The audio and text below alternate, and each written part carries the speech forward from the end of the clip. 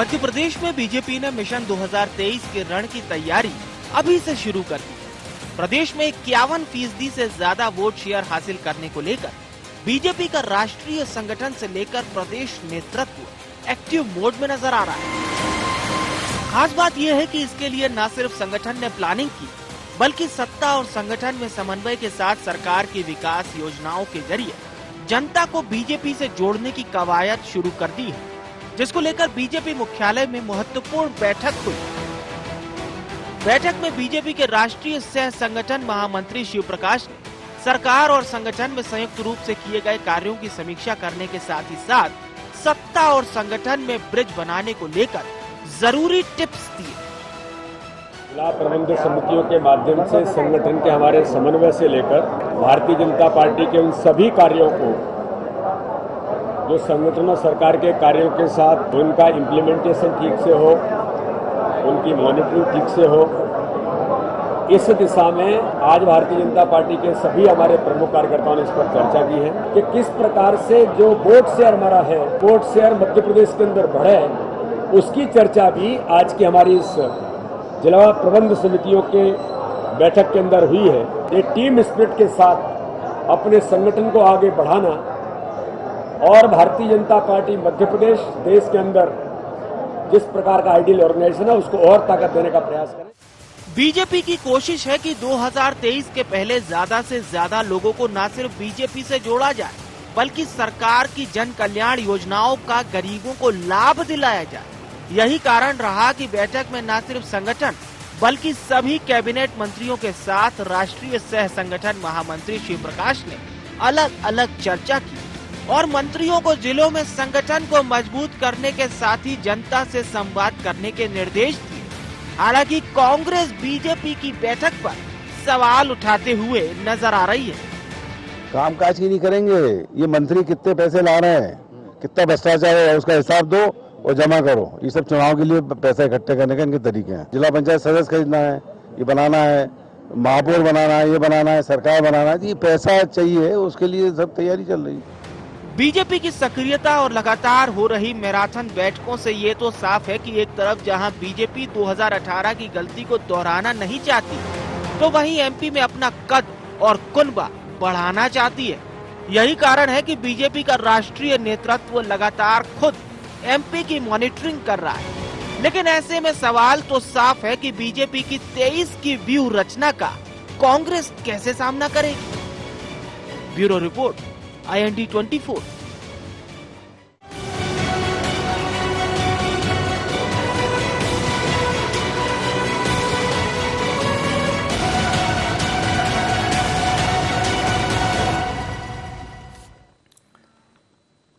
नमस्कार, IND agenda mission 23 में आपका स्वागत है। मैं हूं आपके साथ नवीन पुरोहित। चर्चा को विस्तार देंगे उसके पहले IND एजेंडा के मुख्य बिंदुओं की तरफ एक निगाह डालते। सत्ता और संगठन के समन्वय का दिखेगा मिशन 23 पर असर। क्या आगामी चुनाव से पहले सरकार की योजनाओं के क्रियान्वयन में आएगी तेजी?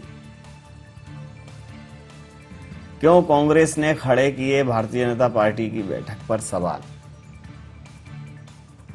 भारतीय जनता पार्टी की रणनीति की काट क्या लाएगी कांग्रेस? इन्हीं सवालों के साथ चर्चा में आप सबका पुनः स्वागत है। मध्य प्रदेश में भारतीय जनता पार्टी का संगठन हमेशा एक्टिव मोड में रहता है। कई बार तो प्रश्न जब पूछा जाता है तो वो यह भी जवाब फ्रिक्वेंटली वहां से आता है, बहुत ही त्वरित और स्पष्ट जवाब आता है कि हम हमेशा चुनाव के लिए तैयार रहते हैं। किसी भी वक्त परीक्षा हो या अग्नि परीक्षा, भारतीय जनता पार्टी तैयार रहती है। कांग्रेस इस पर यह सवाल उठाती है कि जब ये तैयार ही होते रहते हैं तो काम कब करते हैं?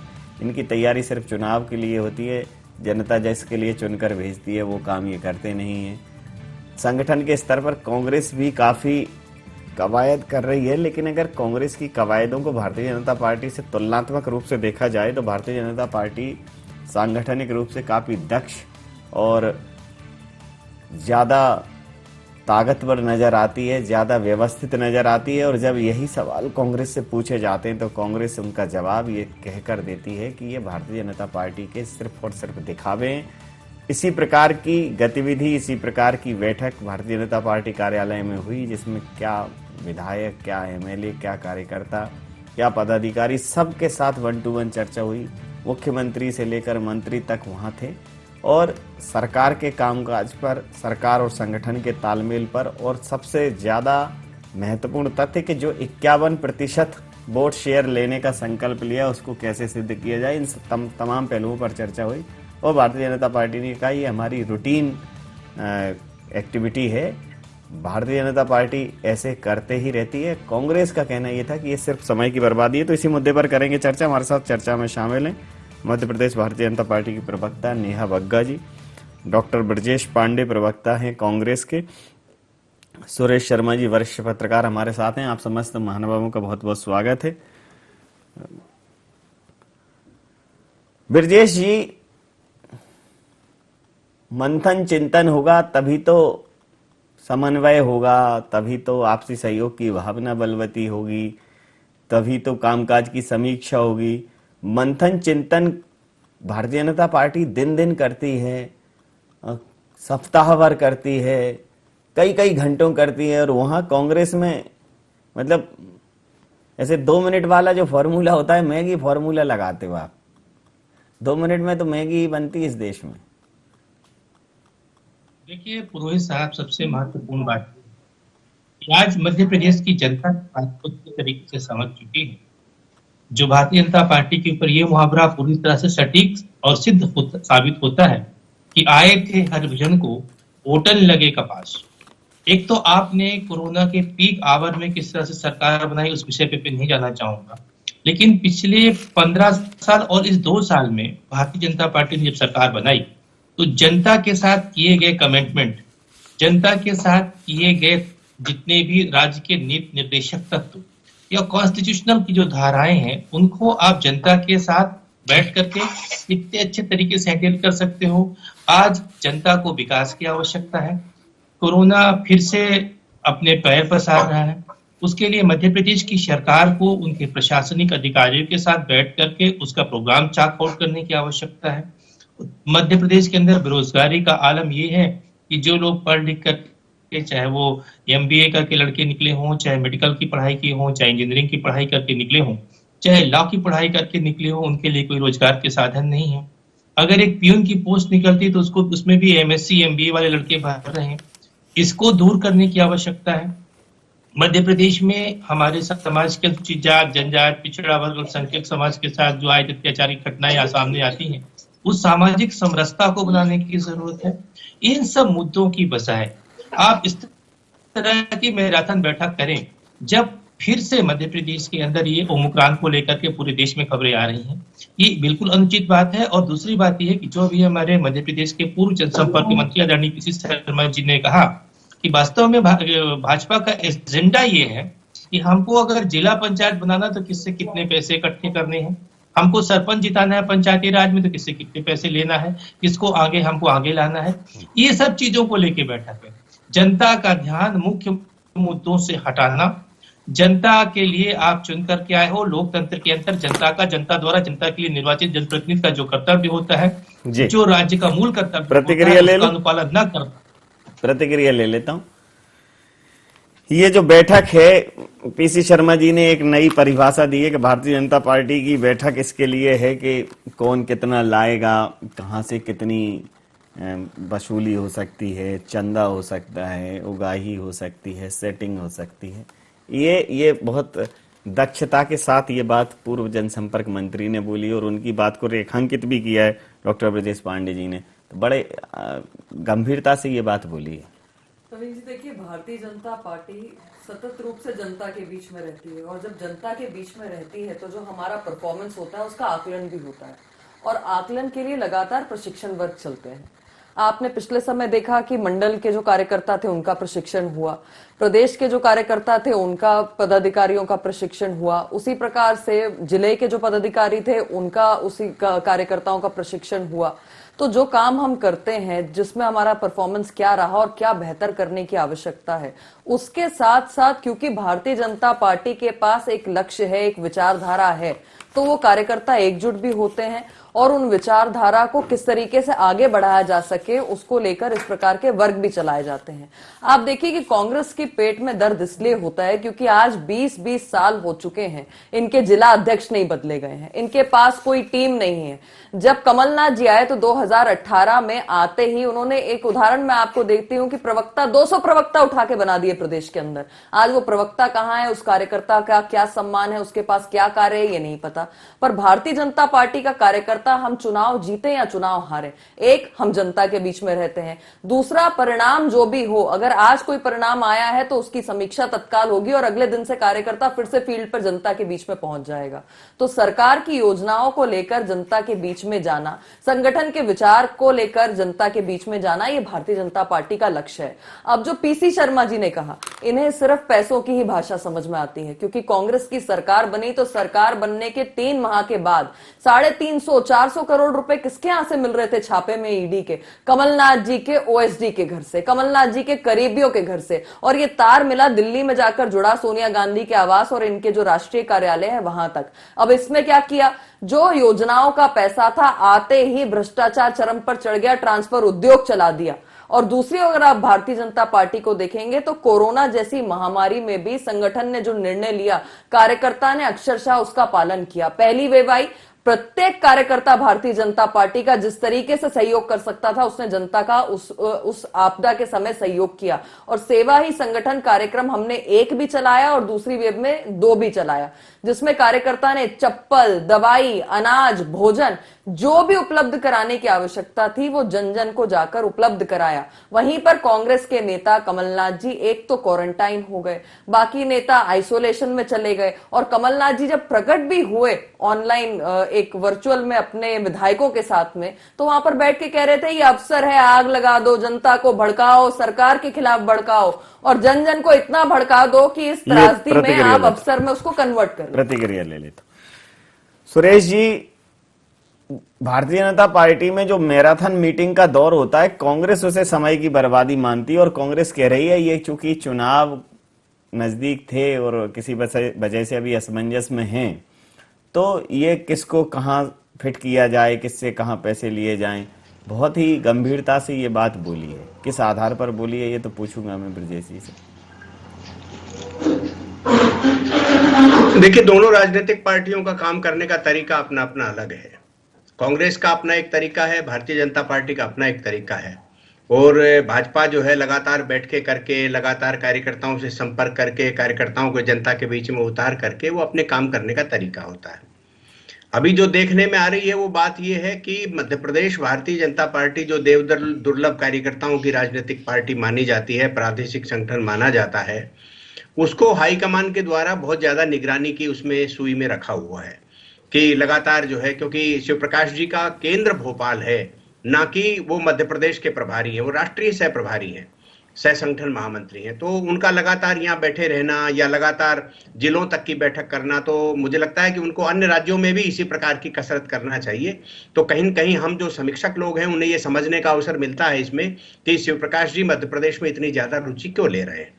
तो उसके पीछे ये हो सकता है कि सत्ता और संगठन के बीच में समन्वय की क्या पोजीशन है, कार्यकर्ताओं के अंदर राजी नाराजगी है, एक बड़ा दल जो है वो विभाजित से, जो कांग्रेस से टूट करके भाजपा में आया है, उसको जो है निगम मंडलों में भी ज्यादा स्थान मिल रहा है, मंत्रिमंडल में भी ज्यादा स्थान मिल रहा है, मूल कार्यकर्ता उपेक्षित हो रहा है। इन सब में समन्वय बनाने के लिए शिव प्रसाद जी की जरूरत होगी, शिव प्रकाश जी की जरूरत होगी। तो इन सब बातों को एक समीक्षा के तौर पर रखा जाता है और जो है ये मोटे तौर पर हमको हर बैठक में दिखाई देता है कि जो राष्ट्रीय सह संगठन महामंत्री हैं और जिनके पास मध्य प्रदेश सहित कम से कम 8 राज्यों के दायित्व है, वो मध्य प्रदेश में ही इतने ज्यादा सक्रिय क्यों हैं। एक पक्ष तो मुझे ये दिखाई देता है। दूसरा मुझे ये दिखाई देता है कि कांग्रेस का जो मैंने कहा राजनीतिक करने का अपना एक तरीका है, आरोपों का जो है गेंद फेंक दो, फिर उस पर बॉलिंग होती रहेगी, वो उससे टांग मारेगा, वो उस पर टांग मारेगा, ऐसा करके वो अपना काम निकाल लेते हैं। बैठकों में बहुत ज्यादा रुचि इसलिए नहीं रहती क्योंकि वो एक आंदोलन है, आज भी वो आंदोलन ही अपने आप को समझ रहा है। जो आजादी के समय कांग्रेस बनी थी और आज वो जो एक आंदोलन था उस समय जो है कोई दलीय व्यवस्था न होकर के वो एक आंदोलन था, तो आज भी वो आंदोलन के रूप में ही लेके चल रहे हैं। लेकिन जो परिस्थितियों में बदलाव आ गया, तो मुझे लगता है कि देर सवेर कांग्रेस भी अपने आप में बदलाव करेगी। इसलिए जो है, और दूसरा ये है कि राजनीतिक पार्टी की गतिविधियों के बारे में जो है प्रतिस्पर्धा तो करना चाहिए, और इस तरह से मीन मेख निकालना चाहिए नहीं चाहिए। कांग्रेस की एक सबसे बड़ी कमी जो मुझे लगती है कि वो संगठन के कामों को सरकार का काम समझ बैठती है, और सरकार के काम को संगठन का काम समझ बैठती है। ये कहीं न कहीं पीसी शर्मा जी, और क्योंकि वैसे मैं व्यक्तिगत रूप से तो ये मानता ही हूं कि पीसी शर्मा जी कोई बहुत अच्छे प्रवक्ता तो हो नहीं सकते, उन्हें बहुत ज्यादा ध्यान नहीं है। तब सरकार में आए थे, तब जो है हरदा और इनके अंदर जो रेत का मामला था, उनके आरोप उन पर भी लगे थे, आज तक उन्होंने सफाई नहीं दी।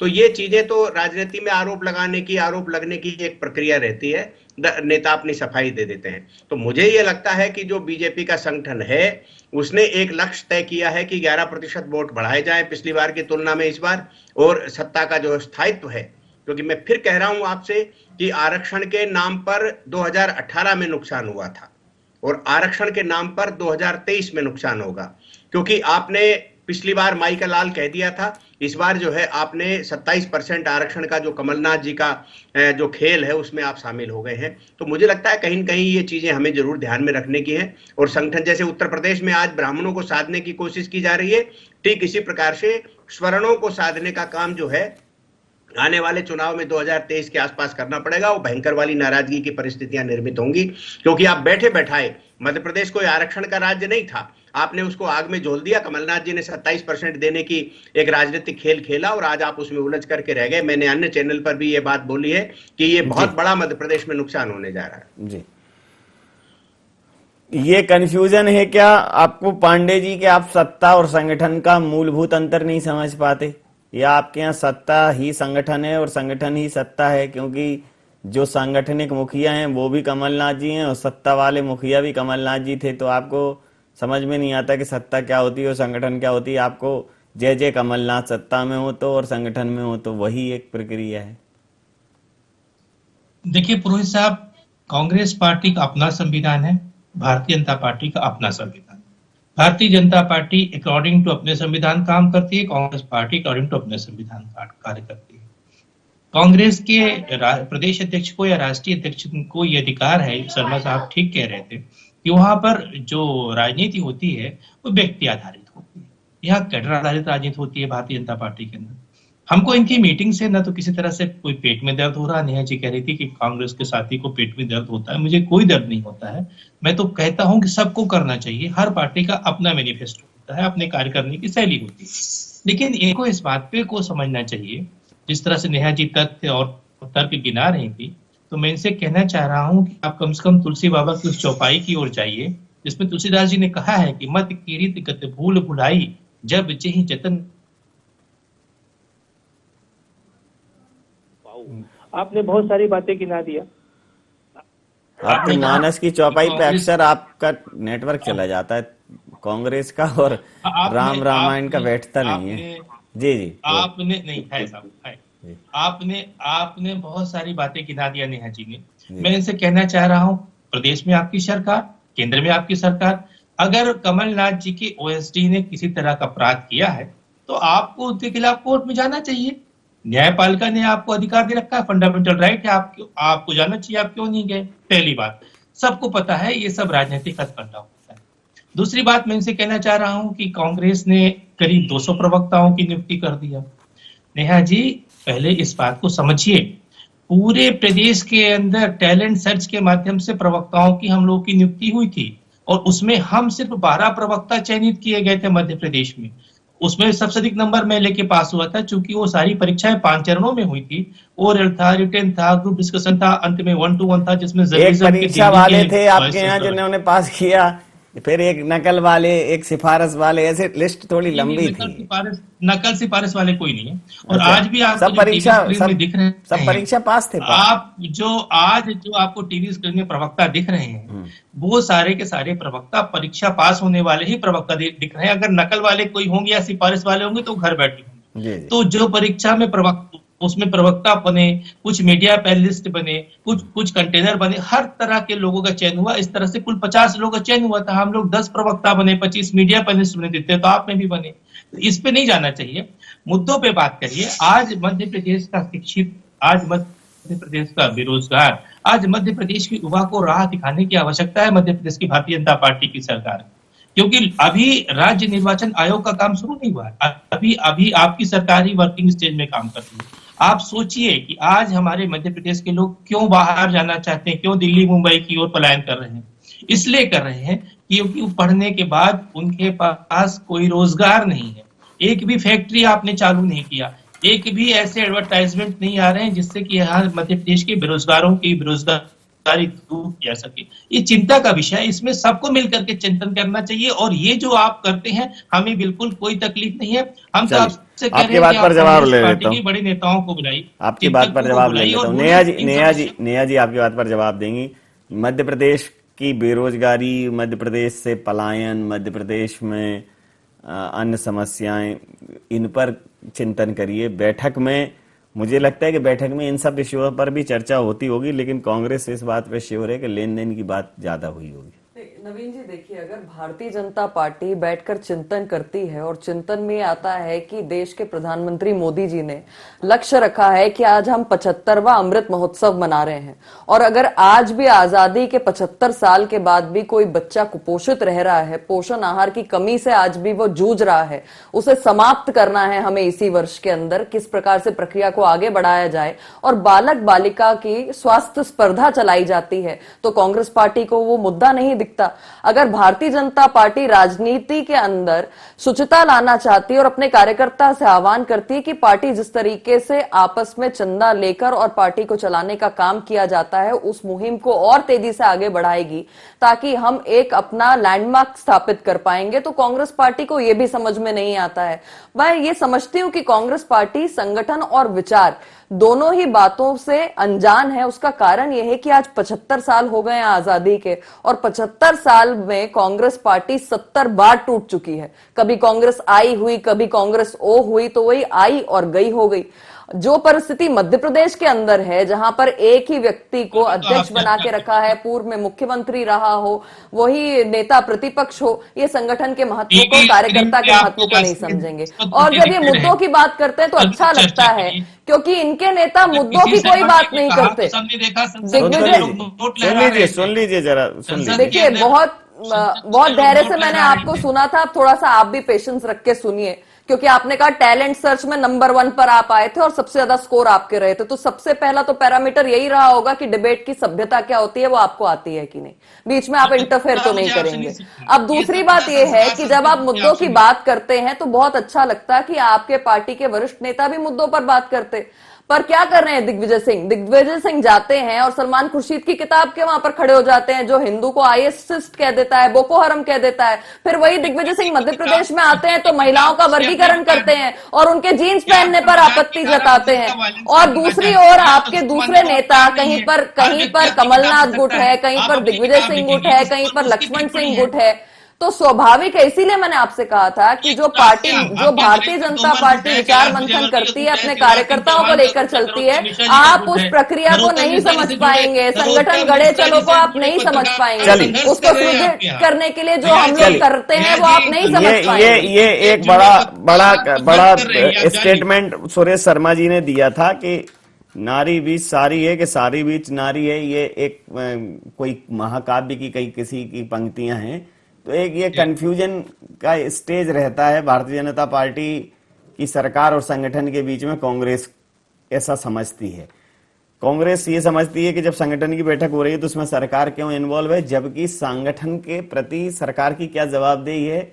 मंत्री भी तलब किए जाते हैं, कार्यकर्ता तो संगठन को जानता है। सत्ता का स्वभाव एक टाइप का होता है, तो संगठन जितना मजबूत रहेगा सत्ता उतनी अंकुश में रहेगी, नियंत्रित रहेगी।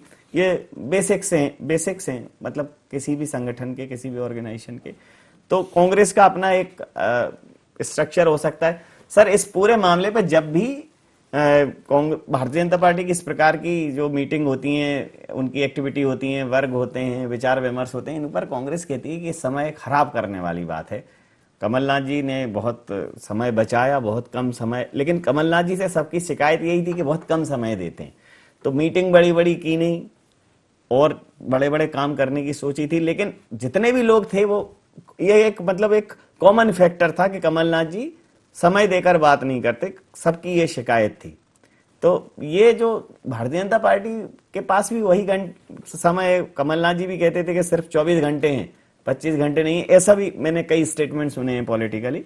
तो समय की जो बलिहारी है, एक समय का इतना समय, उसी समय में इतनी मीटिंग कर लेते हैं, एक्टिविटी कर लेते हैं, फील्ड पर कर लेते हैं, और कांग्रेस इसको समय जाया करना कहती है। तो कांग्रेस उस समय का क्या करती है, किस समय का इंतजार कर रही है? यही तो बड़ा सवाल है कि कांग्रेस के पास समय इतना एक्स्ट्रा बच जाता है, उसका वो क्या कर रही है। यही तो बड़ा सवाल है ना, क्योंकि क्या है, जो राजनीतिक पार्टी है अपने सांगठनिक स्वरूप के लिए काम नहीं करेगी, संगठन का स्ट्रक्चर तैयार नहीं करेगी, कार्यकर्ताओं की एक्टिविटीज नहीं बढ़ाएगी, पोलिंग बूथ तक जो है आप अपने जो है वो लेकर नहीं जाएंगे प्रोग्राम्स, और जो है उसके लिए यदि टीम नहीं बनाएंगे तो आपकी सक्सेस का प्रतिशत जो है वो घट जाएगा। मैंने जैसा पहले कहा था कि एक समय ऐसा था कि कांग्रेस का कोई विकल्प नहीं था, और जब विकल्प नहीं था तो जनता के सामने ये रहता था कि नहीं, कांग्रेस हमारी प्राथमिकता में है वोट देने के नाम पर। अब मजबूरी के अंदर जो है कांग्रेस विकल्प आती है, और वो मजबूरी में 45-50 लोकसभा सांसद बन पाते हैं। और मध्य प्रदेश, राजस्थान और छत्तीसगढ़ जो जीता गया था वो किसी विशेष पर्पज से जीता गया था, और वो पर्पज सोल्व नहीं हुआ जनता के सामने। किसानों की कर्ज माफी का मामला था, बड़ा मामला था, हम सब जानते हैं। उस नारे ने अट्रैक्ट किया। कमलनाथ जी के का जो एक प्रकार का ओरा था, उस ओरा का बड़ा लाभ मिला, वो एक्सपोज हो गया है। कमलनाथ जी ने जब 15 महीने सरकार चलाई तो मैं ये दावे से कह सकता हूं, मेरे मित्रों से क्षमा याचना के साथ, कि सबसे फिसड्डी यदि कोई मुख्यमंत्री है मध्य प्रदेश का रहा है तो वो कमलनाथ रहे। बोरा जी भी काफी आगे निकल गए, और जो अन्य प्रकार के, मैं तो कहता हूं बाबूलाल गौर ने भी 2 कार्यक्रम दिए थे कि अयोध्या बस्ती और जो है ग्रामीण और शहरी, 2 इस तरह से गोकुल ग्राम और अयोध्या बस्ती 2 कार्यक्रम दिए थे उन्होंने। कमलनाथ जी ने तो ऐसा कुछ दे नहीं पाए। जो 40-50 बरस का उनका राजनीतिक जीवन था, उस जीवन में इन्होंने केवल नेगेटिविटी मध्य प्रदेश में आके परोसी, और वही जो उनका एक प्रकार से एक जुमला छोड़ दिया, और जुमला छोड़ करके उसके ऊपर उलझा के खड़े हो गए।